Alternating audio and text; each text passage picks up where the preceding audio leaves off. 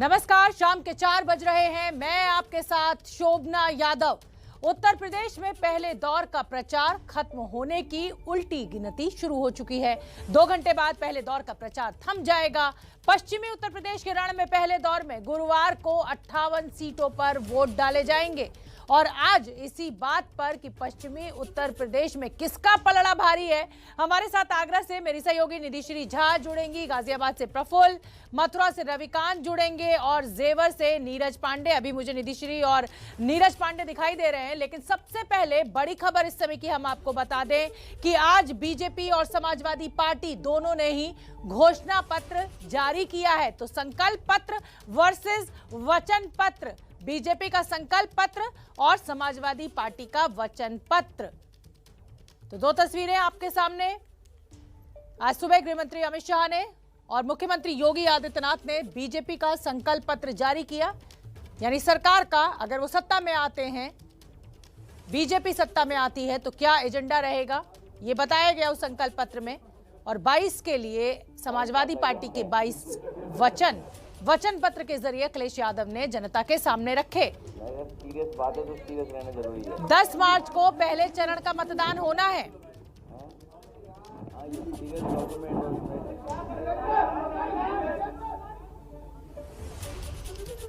तो वादों का पिटारा घोषणा पत्र के जरिए आज जनता के सामने। बीजेपी का संकल्प पत्र, गृह मंत्री अमित शाह, योगी आदित्यनाथ, बीजेपी के उत्तर प्रदेश के अध्यक्ष स्वतंत्र देव सिंह। तो ये देखिए, बीजेपी का संकल्प पत्र और समाजवादी पार्टी का वचन पत्र। किसानों को सिंचाई के लिए मुफ्त बिजली, किसानों को सिंचाई के लिए बिजली मुफ्त दी जाएगी, ये समाजवादी पार्टी के वचन पत्र में भी कहा गया। बीजेपी ने कहा कि गन्ना किसानों को 14 दिनों के भीतर उनका भुगतान किया जाएगा। तो समाजवादी पार्टी ने कहा कि 15 दिनों के भीतर जो है वो गन्ना किसानों को भुगतान किया जाएगा। प्रदेश में 6 मेगा फूड पार्क विकसित करेंगे। और इधर समाजवादी पार्टी ने वादा किया कि हर फसल को हम एमएसपी पर खरीदेंगे। लव जिहाद रोकने के लिए 10 साल की सजा मुकर्रर करने की बात बीजेपी की तरफ से की गई। समाजवादी पार्टी ने कहा कि समाजवादी पेंशन योजना फिर से शुरू की जाएगी। 25,000 करोड़ की लागत से मुख्यमंत्री कृषि सिंचाई योजना बीजेपी लेकर आएगी अगर वो दोबारा सत्ता में लौटती है। समाजवादी पार्टी ने कहा कि किसानों को सिंचाई के लिए मुफ्त बिजली दी जाएगी। जो किसान शहीद हुए हैं उनके परिवारों को 25 लाख रुपए का मुआवजा दिया जाएगा। किसानों को सिंचाई के लिए मुफ्त बिजली की बात बीजेपी भी कर रही है, समाजवादी पार्टी भी कर रही है। लेकिन बड़ी बात, जो किसान आंदोलन को लेकर जो नाराजगी है किसानों के बीच, उसको साधने के लिए समाजवादी पार्टी के वचन पत्र में कहा गया है कि जो किसान आंदोलन के दौरान शहीद हुए हैं उनके परिवारों को 25 लाख रुपए दिए जाएंगे। बीजेपी और समाजवादी पार्टी दोनों ही ने बिजली को लेकर बड़े बड़े वादे किए। तो सुन लेते हैं कि आज गृह मंत्री अमित शाह ने क्या कहा और फिर अखिलेश यादव ने क्या कहा। कृषि के क्षेत्र में हमने तय किया है कि अगले 5 वर्ष में सभी किसानों को सिंचाई के लिए मुफ्त बिजली उपलब्ध कराई जाएगी, जिससे उन पर से बिजली का बोझ चला जाए। हम 5,000 करोड़ की लागत से मुख्यमंत्री कृषि सिंचाई योजना चालू करेंगे। बोरवेल, ट्यूबवेल, तालाब और टैंक के निर्माण के अनुदान इससे प्रदान करेंगे, जिससे छोटे और मझले किसानों को बहुत बड़ा फायदा होगा। 300 यूनिट बिजली मुफ्त, घरेलू इस्तेमाल की जाने वाली 300 यूनिट बिजली मुफ्त की जाएगी। समूचे प्रदेश में 24 घंटे बिजली आपूर्ति सुनिश्चित की जाएगी। सभी ग्रामीणों और आंतरिक सड़कों को आरसी से बनाया जाएगा। तो चलिए अब आपको सुनवा देते हैं कि बीजेपी का संकल्प पत्र जारी करते हुए गृह मंत्री अमित शाह ने किस तरह से अखिलेश यादव की पार्टी पर हमला बोला। भूमाफिया टास्क का भी वादा किया था। आज मैं कहना चाहता हूं, लगभग 2000 करोड़ की संपत्ति को भूमाफियाओं से मुक्त कराकर वहां गरीबों के आवास बन रहे हैं, कहीं एजुकेशनल इंस्टीट्यूट बन रहे हैं। ये 2000 करोड़ की संपत्ति सपा सपा बहन जी और भतीजे के राज में ये 2000 करोड़ की संपत्ति सपा और बसपा के भूमाफियाओं ने कब्जे की थी। उसको मुक्त कराने का काम भारतीय जनता पार्टी की योगी सरकार ने किया। 5 साल पहले इस प्रदेश में राजनीति का संपूर्ण अपराधीकरण हो चुका था और प्रशासन का संपूर्ण राजनीतिकरण हो चुका था। आज मैं कह सकता हूं, राजनीति में अपराधियों को कोई जगह नहीं है। 5 साल के अंदर हमारी सरकार ने, हमारे मुख्यमंत्री जी ने राजनीति को अपराधीकरण से संपूर्ण मुक्त करने का काम किया है। ये भारतीय जनता पार्टी की योगी सरकार की सबसे बड़ी उपलब्धि है। हमने कहा था ग्रेड 3 और 4 के कर्मचारियों की भर्ती में से इंटरव्यू को समाप्त कर भ्रष्टाचार मुक्त भर्ती का वातावरण देंगे।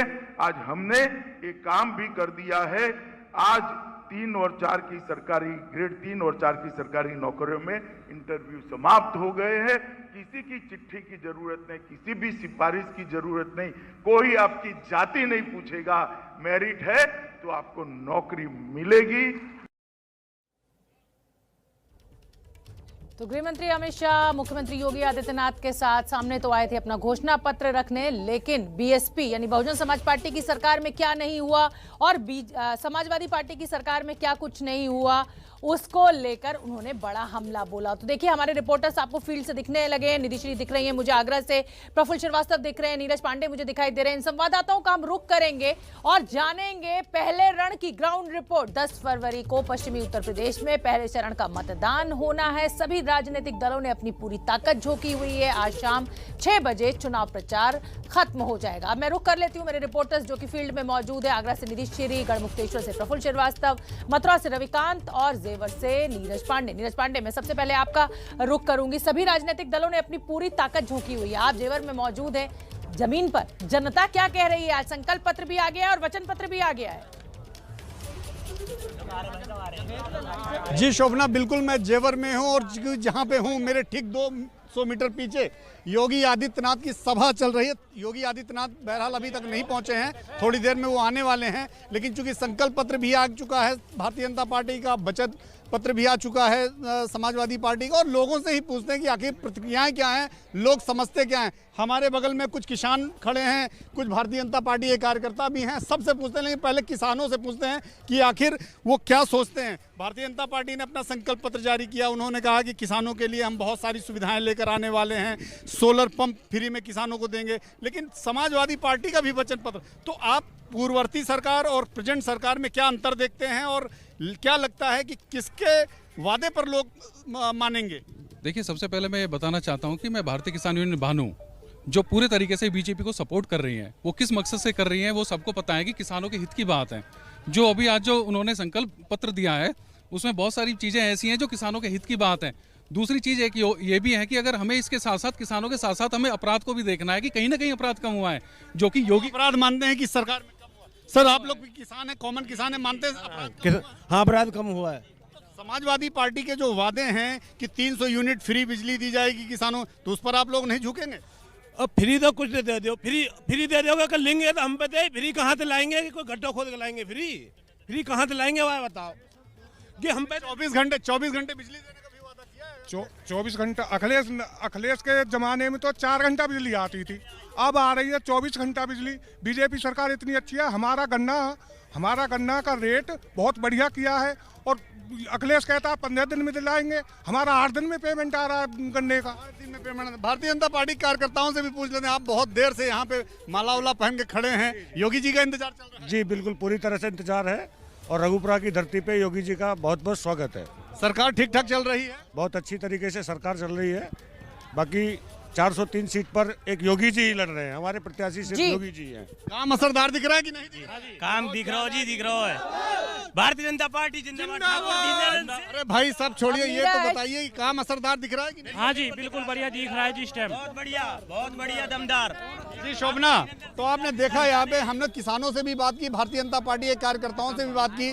किसानों से जब बात की तो उनका साफ कहना है कि जो बिजली चाहे अब देने की बात कर रहा हो कोई, लेकिन बिजली सही मायने में योगी आदित्यनाथ ने दिया है। जब कार्यकर्ताओं से आप जहां पर खड़े हैं ना, वहां पर योगी आदित्यनाथ की रैली हो रही है, तो इसलिए वहां पर जो भी लोग खड़े हुए हैं वो सब योगी के समर्थक हैं, ये ऐसा हमें लग रहा है। जो हमारे रिपोर्टर्स हैं वो इस समय फील्ड में हैं। 10 फरवरी को पहले चरण का मतदान पश्चिमी उत्तर प्रदेश में होना है, 11 जिलों की 58 सीट्स के लिए। तो जमीन पर लोगों का क्या मूड है ये जानने की हमारी कोशिश।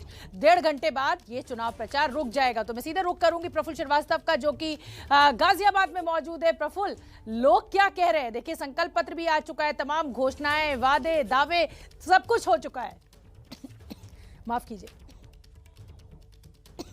देखिए, घोषणाएं हो चुकी हैं और प्रचार भी लगभग खत्म हो चुका है। अब से 1.5 घंटे बाद जो है चुनाव प्रचार की जो आवाज़ है वो थम जाएगी और लोग अब मतदान करेंगे 10 तारीख को। लेकिन उससे पहले मैं आपको बता दूं कि मैं राजधानी से सटे गाजियाबाद के मुरादनगर विधानसभा में हूं और ये जो विधानसभा है ये ग्रामीण के साथ साथ शहरी इलाके दोनों मिक्स है। तो हम लोगों से बात करते हैं, उनसे जानते हैं सबसे पहले कि मूड क्या है इस बार, जानते हैं। ये बताइए, इस बार जब चुनाव है तो मुद्दे क्या हैं आप? सिर्फ विकास एंड लॉ एंड ऑर्डर, बस लो ही, बाकी बेरोजगारी, महंगाई, ये सब चलता है। जनक कब से चला रहा है साहब? महंगाई कोई मुद्दा ही नहीं है महंगाई। आपके लिए क्या इस बार मुद्दे हैं? जब चुनाव है और आप वोट डालने जा रहे हैं तो आपके दिमाग में क्या है? वही दंगा, कानून व्यवस्था, ये जो भ्रष्टाचार, इन पे बहुत काबू किया गया है। आपके लिए कानून व्यवस्था, महंगाई कोई मुद्दा ही? महंगाई तो ये चलती रहती है, वो महंगाई चलती रहती है। और लोग इनसे पूछते इस बार आपके लिए मुद्दे क्या है जब आप वोट डालने जाएंगे? मुद्दा है सर स्वास्थ्य, शिक्षा और बेरोजगारी। जो स्वास्थ्य, शिक्षा और बेरोजगारी पे बात करेगा वो प्रदेश में राज करेगा। अच्छा, आपके लिए क्या मुद्दे हैं इस बार? आपके जो है इस बार जो है समाजवादी सरकार आनी चाहिए, क्योंकि लोग बहुत, आप मुद्दे बता रहे हैं, मुद्दे क्या है आपके? लोग बेरोजगार हैं, हर पढ़ा लिखा हर नौजवान सब परेशान है। लोग कह रहे हैं कि मुद्दे हैं उनके पास। हमारे साथ नेता भी मौजूद है। ये बताइए, क्या लगता है कि आप समझा पाए हैं कि जो पिछले 5 साल में क्या वो आगे कर पाएंगे? ये समझाने में कामयाब रहे? इस बार आएंगे आप लोग? बिल्कुल आएंगे। माननीय योगी जी 300 प्लस सीट लेके पुनः मुख्यमंत्री बनेंगे और ये चुनाव विकास का चुनाव है, लोगों की बेहतरी भविष्य का चुनाव है ये चुनाव। आपको ऐसा विश्वास है, इतना कन्विंस कर पाए? आपको लगता है कि इस बार साइकिल आ पाएगी यहाँ पे? साइकिल तो आ रही है, आ पाएगी नहीं, आ रही है, फुल बहुमत से आ रही है। आप देखेंगे 2 युवा इस प्रदेश को विकास की ओर ले जाए। ऐसा क्या समझा दिया लोगों को कि आपको लग रहा है कि आ रहे हैं? देखिए, लोगों को विकास चाहिए, लोगों को शिक्षा चाहिए, लोगों को रोजगार चाहिए, विकास चाहिए, शिक्षा चाहिए। लोगों ने अपने मुद्दे भी रखे और यहाँ पर अलग अलग मुद्दे जो हैं लोगों के लिए हैं। लेकिन प्रचार का शोर अब से कुछ देर में थम जाएगा और मतदान जो है वो 10 तारीख को बिल्कुल बिल्कुल। और देखिए, प्रफुल्ल ने हमें बताया कि जो गाजियाबाद के लोग हैं वो क्या सोचते हैं, क्या है उनके मुद्दे आने वाले चुनाव को लेकर, वो इन चुनावी वादों और दावों पर कितना विश्वास कर रही है और क्या है जनता के मुद्दे। तो चलिए, मैं रुख करूंगी मथुरा में। हमारे सहयोगी रविकांत हमारे साथ जुड़े रहे हैं। रविकांत, बताइए मथुरा की जनता क्या कहती है, क्योंकि मथुरा के मंदिर का, कृष्ण मंदिर का मुद्दा भी खूब उठाया गया इस चुनाव में। शोभना, इस समय मथुरा के डैम्पियर इलाके में हैं, जहां पर कुछ आम लोग हमारे साथ हैं। आज प्रियंका गांधी भी यहां पर आई थी, विश्राम घाट पे उन्होंने पूजन भी किया है यमुना का। क्या कांग्रेस का कुछ बेस बन रहा है यहाँ पे? बिल्कुल जी, कांग्रेस की यहाँ पे माथुर साहब जीत रहे हैं 100%, क्योंकि जो जनता इनके खोखले वादों से परेशान हो चुकी थी। कल ही मैंने अपना बिल देखा था, श्रीकांत शर्मा जी ये कहते हैं कि मैंने आधे बिल कर दिए। मैं आपको दिखाना चाहता हूँ इसके माध्यम से। आप लोग बताइए, क्या ये सही कह रहे हैं? ऐसा है? नहीं, बिल्कुल गलत कह रहे हैं। हम लोग पिछली बार भी 1 लाख वोटों से जीते थे। हमारी सरकार ने सारे वायदे किए हैं, हम लोग फ्री सिलेंडर देंगे, हम लोग कन्या। किसका हवा है यहाँ पे? बिल्कुल भाजपा की हवा है। जो आप कह रहे हैं कि बिजली का बिल ज्यादा आया, जब बिजली 24 घंटे मिलेगी तो बिल ऑटोमेटिक ज्यादा आएगा, पहले बिजली रहती नहीं थी। क्या जो पार्टियां हैं उनके अलग अलग नामों से घोषणा पत्र आए हैं, आप लोगों तक पहुंचे? यहाँ लोग एक ही चीज देख रहे हैं, भयमुक्त समाज जो योगी सरकार ने दिया है उसी को फिर चाहते हैं। गुंडाराज कोई नहीं चाहता, ये जनता की मांग है और जनता की मांग पर योगी सरकार को पुनः आना। क्या मुद्दे हैं आप लोगों के? देखिए, क्षेत्रीय मुद्दा सबसे बड़ा है कि यहाँ पे बदमाशी नहीं होनी चाहिए, गुंडागर्दी नहीं होनी चाहिए। योगी राज में पूरा भयमुक्त शासन दिया है। यही बात है सर? बिल्कुल भी ये बात नहीं है, एकदम गलत। जब बेरोजगारी बढ़ेगी तो ऑटोमेटिक अपराध बढ़ेंगे। बेरोजगारी बढ़ रही है, शिक्षा एकदम चरमराई हुई है, शिक्षा व्यवस्था एकदम डस्ट नष्ट है, लोगों को रोजगार नहीं होगा, लोग फुटपाथ पे आ गए। एक छोटी सी सभा में कांग्रेस, समाजवादी पार्टी और बीजेपी सबके समर्थक मिल गए। आप क्या लग रहा है आपको? हवा बीजेपी की ही लग रही है और आंधी है, उड़ गई। बीजेपी सरकार तो जी देखिए, ऐसा है रिगार्डिंग लॉ एंड ऑर्डर के, जैसे सबने बोला, तो यहाँ पे कोसी दंगा कोई नहीं भूला और जवाहर बाग, आपके पड़ोस में जवाहर बाग है, वो भी कोई नहीं भूला। तो लॉ एंड ऑर्डर में बिल्कुल योगी जी सरकार बिल्कुल बढ़िया है। और जैसे यमुना जी का खारी पानी यहाँ पे है, आप यहाँ पे खड़े हैं इस डैम्पियर नगर में, यहाँ पे आपको गंगा जल भी मिलेगा। तो दोनों ही चीजें हो रही हैं, विकास हो रहा है। बीजेपी के जो लोग हैं वो कह रहे हैं कि अखिलेश जो है वो गुंडा राज लाते हैं। सर गुंडा राज जो सिर्फ विपक्षी लोगों को गुंडा राज खत्म किया है, विपक्षी लोगों, क्या ऐसी कौन सी पार्टी जिसमें दागी नहीं है? सबसे ज्यादा इस समय दागी इस तरीके से यहाँ पर जो है खास तौर से इस छोटी सी सभा है, यहाँ पे सभी पार्टियों के लोग दिख रहे हैं। बिल्कुल, और सबके अपने अपने मुद्दे हैं, अपने अपने विश्वास हैं, अपनी अपनी विचारधारा है, और जातिगत समीकरण, इसको तो उत्तर प्रदेश में कोई बीट कर ही नहीं सकता। जाति पर आकर ही सारी बात अटक जाती है। आगरा से निधि श्री झा मेरे साथ मौजूद हैं। निधि, हम जानते हैं कि आगरा में दलित वोट जो है, आगरा के आसपास के इलाके, यहाँ पर बीएसपी का एक साइलेंट वोटर है। कहा जा रहा है कि सपा और बीजेपी के बीच में लड़ाई है। आपके साथ जो लोग मौजूद हैं वो क्या कह रहे हैं? जी बिल्कुल, देखिए शोभना, अगर पिछले चुनाव की बात की जाए तो 9 विधानसभा सीटें हैं इस ताज नगरी में, लेकिन 9 के 9 पिछली बार बीजेपी के पास गई थी, और ऐसा शायद पहली बार हुआ था कि सभी की सभी सीटें आगरा की किसी एक पार्टी के हिस्से गई हो। लेकिन इस बार क्या है मुकाबला, और क्या इस बार बीएसपी को भी लोग देख रहे हैं? लेकिन सबसे पहले सवाल यह है कि कितने लोगों ने यहाँ आज का घोषणा पत्र देखा? अभी तक नहीं देखा घोषणा पत्र। कोई बात नहीं, ये बताइए मुझे कि दोनों ही पार्टियों ने जो घोषणा किए हैं, या जो शुरुआत से आप लोगों के लिए मुद्दा रहा है, वो क्या क्या मुद्दे हैं आगरा में? जी हाँ, हमारे कुछ खास मुद्दे हैं जो टूरिज्म के ऊपर भी हैं और आगरा की जनता के लिए भी हैं। आप बताइए। हम तो यही बोलेंगे, हमारे मुख्यमंत्री जी को उनकी निगाह ही नहीं गई यहाँ पर। ना तो यहाँ स्टेडियम है, ना एयरपोर्ट है, उनका तो जेवर में ही ध्यान है। उनका तो सर जेवर में फिल्मी दुनिया बना रहे हैं वो। जनता किन मुद्दों को ध्यान में रखकर इस बार वोट करने? मुद्दे तो क्या तो पता नहीं है मैडम, लेकिन ये है कि जो भी हो रहा है देश के हित में हो रहा है, और अब तक के जितने भी साल गुजरे हैं, और इन सालों में जो सुकून और शांति और जो अमन कायम है वो किसी में नहीं रहा है अभी तक। तो यही चीज़ चाहते हैं कि यही चीज़ बनी रहे, सुकून, शांति और अमन। ये कह रहे शांति और सुकून कायम है, आप लोगों के लिए क्या? देखिए, हमारे लिए मुद्दा 2017 में भारतीय जनता पार्टी की 9 की 9 सीटें आगरा से निकली थी। आगरा में कोई विकास का काम नहीं हुआ है। जितनी भी परियोजना आगरा में चल रही हैं वो पूर्व सरकार की हैं, आदरणीय राष्ट्रीय अध्यक्ष अखिलेश यादव जी की हैं। और यहाँ बैराज होना चाहिए, इंटरनेशनल एयरपोर्ट होना चाहिए, इंटरनेशनल ग्राउंड होना चाहिए। और आगरा में कोरोना काल में मॉक ड्रिल मामले में 22 लोगों की जान गई थी पारस हॉस्पिटल में, उस पर आज तक कोई कार्रवाई नहीं हुई। ये कानून व्यवस्था की बात करते हैं, लेकिन वो डॉक्टर आज भी खुलेआम आगरा में घूम रहा है, दूसरी जगह से अपना क्लिनिक चला रहा है। 22 लोगों की जाने गई थी। हाँ, में से कितने लोगों ने घोषणा पत्र पढ़ा है? मैम अभी ढंग से तो देखा नहीं है, लेकिन सुना 300 यूनिट फ्री है। आपने बीजेपी का घोषणा पत्र पढ़ा है थोड़ा सा, उसके अंदर उन्होंने बोला है कि लव जिहाद पे 10 साल सजा है। तो उसके अकॉर्डिंग अगर पहला टॉपिक में ये देखूं कि अगर है तो उसके अकॉर्डिंग तो नकवी साहब को और शाहनवाज हुसैन साहब को जेल हो जानी चाहिए, है ना। और दूसरी बात ये है कि मतलब उन्होंने ये कहा है कि राशन फ्री मिलेगा या कुछ मिलेगा, तो राशन जो भी है वो अभी हम थोड़े दिन पहले ही देख के चुके हैं कि जितना जी। तो कुल मिलाकर यहाँ पर जो लोग मौजूद हैं, सबने किसी कम ही लोग हैं यहाँ पर जो घोषणा पत्र जिन्होंने पढ़ा है, लेकिन सबके पुराने मुद्दे और उसी मुद्दों को लेकर इस बार यहाँ पर जो वोटर्स है वो वोट देंगे। बिल्कुल, तो हमने तमाम जो लोग वहां पर मौजूद थे हमारे रिपोर्टर्स के साथ हमने सुनवाया कि उनके लिए क्या मुद्दे अहम है। तो चलिए मातृभूमि में आगे बढ़ते हैं, बात कर्नाटक की। कर्नाटक में हिजाब बना भगवा गमछा जो विवाद का एक नया मुद्दा बनता जा रहा है। इस बीच दावड़गेरे में जमकर बवाल हुआ। प्रदर्शनकारी छात्रों ने पुलिस पर पथराव किया, जवाब में पुलिस ने भी लाठीचार्ज किया और हवाई फायरिंग की। साथ ही कर्नाटक के मुख्यमंत्री बोम्मई ने राज्य में 3 दिन के लिए सभी हाई स्कूल और कॉलेजेस बंद करने का आदेश दिया। तो हिजाब विवाद की वजह से हाई स्कूल और कॉलेजेस को बंद करना पड़ा है। पहले कोरोना की मार और अब हिजाब विवाद के चलते हुए एक बार फिर कॉलेज और स्कूलों को 3 दिन के लिए बंद किया गया।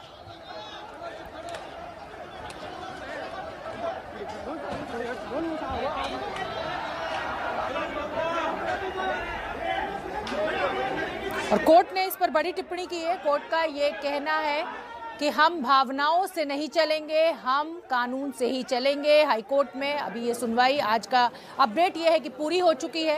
ये पूरा विवाद बढ़ता जा रहा है, इस पर कोर्ट ने सख्त टिप्पणी की है। कोर्ट का कहना है कि हमारा कोई भी फैसला भावनाओं में आकर नहीं लिया जाएगा, कोर्ट कानून से ही चलेगा। आज की सुनवाई पूरी हो चुकी है इस पूरे मामले को लेकर, कल फिर एक बार सुनवाई होनी है। तो बड़ी खबर हम आपको इस समय की बता रहे हैं, कर्नाटक से ये बड़ी खबर। हाईकोर्ट में इस पूरे हिजाब विवाद को लेकर जो सुनवाई चल रही थी वो खत्म हो गई है।